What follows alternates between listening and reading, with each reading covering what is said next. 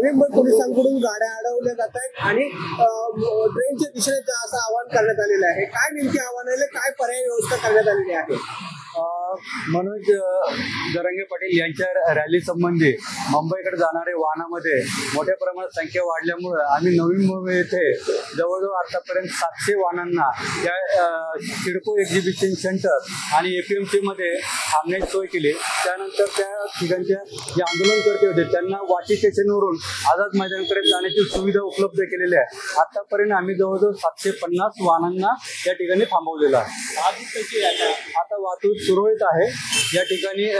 अजूनही मोठ्या प्रमाणात आपण वाहनांची लावण्याची सोय केलेली आहे। तर काही लोक जे आहेत परत गावी जाताना दिसून येत आहेत, काय त्या संदर्भात आहे? काही लोकांचं जाण्याचं प्रमाण दिसतंय, त्यामध्ये बरेचसे टेम्पो कार याची संख्या आहे। आतापर्यंत जवळजवळ आमच्या माहितीप्रमाणे 200 ते 250 गाड्या परत जाताना आम्हाला दिसलेल्या आहेत।